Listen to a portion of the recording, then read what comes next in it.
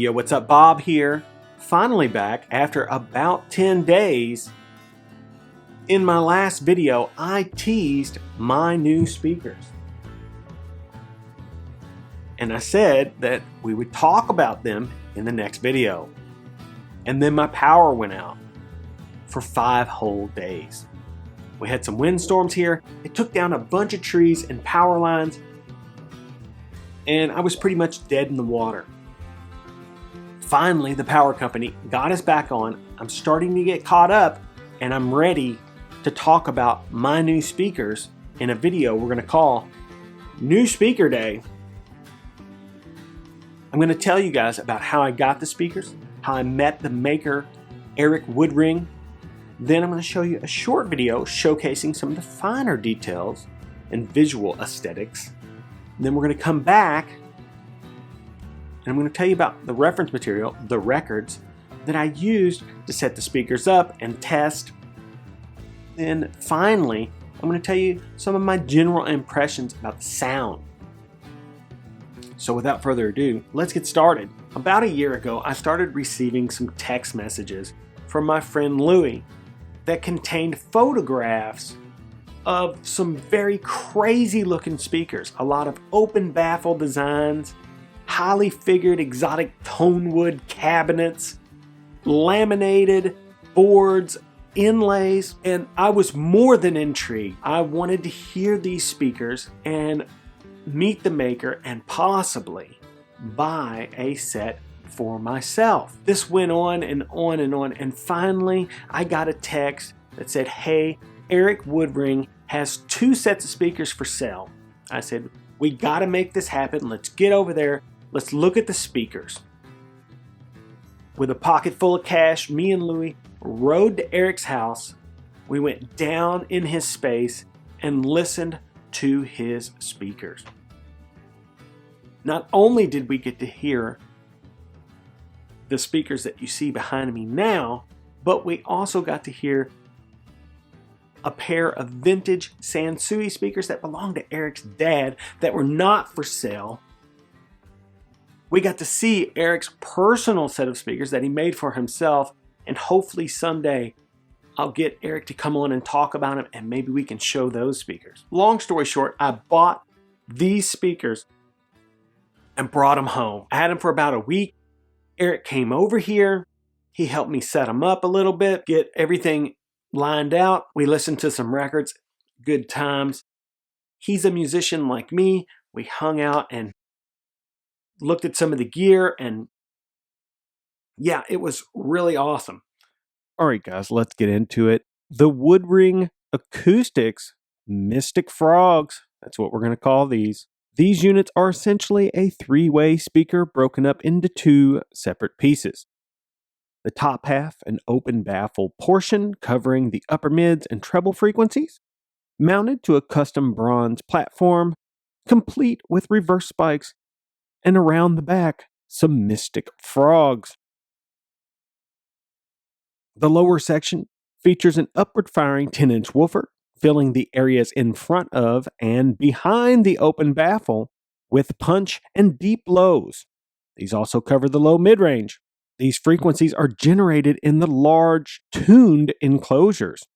These interesting cabinets are clad in nicely figured rosewood, and the frame of the speaker is made from a popular tonewood wingay.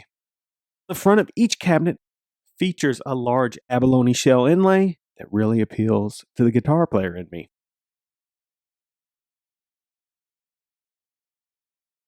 The carefully designed crossover give these speakers Woodring's signature sound.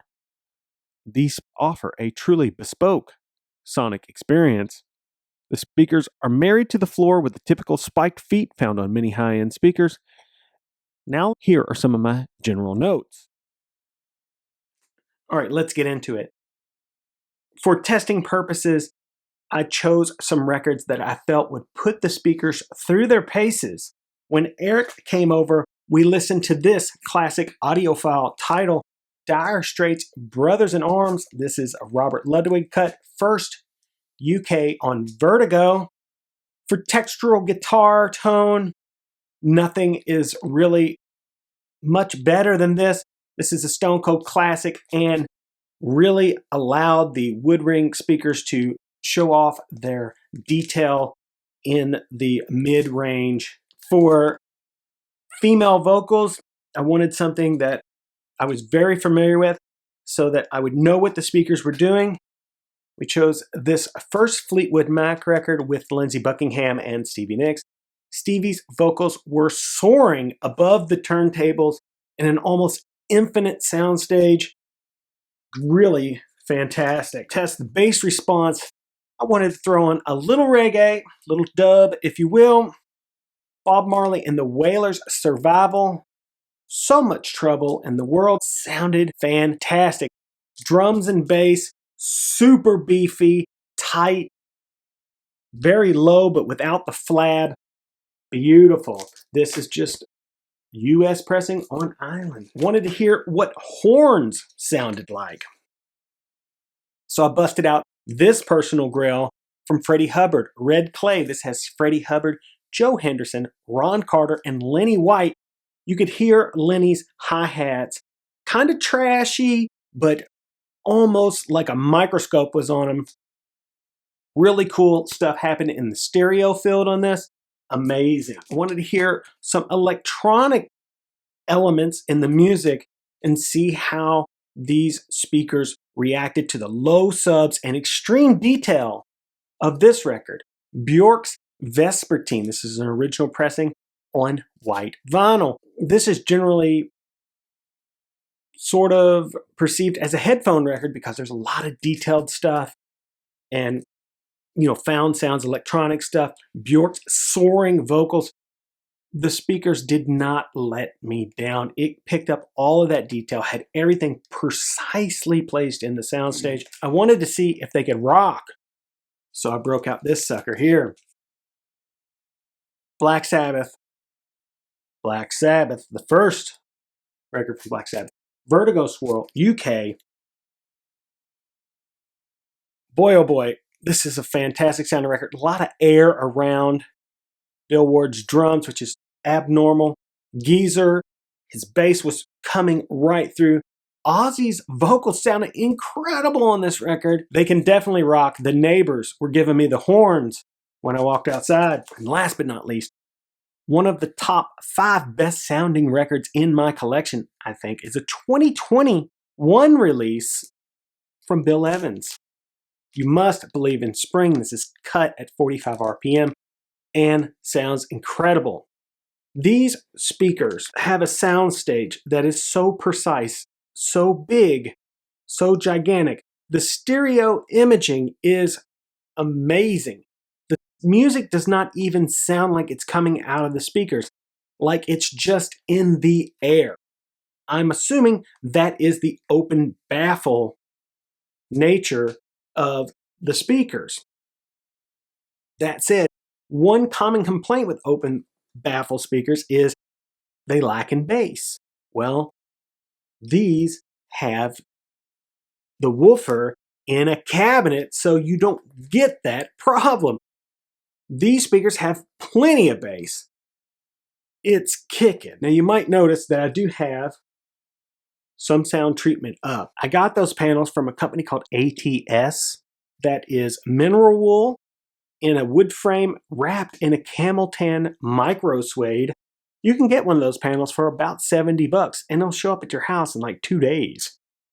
That's how long it took me to get mine, at least. I don't know how long.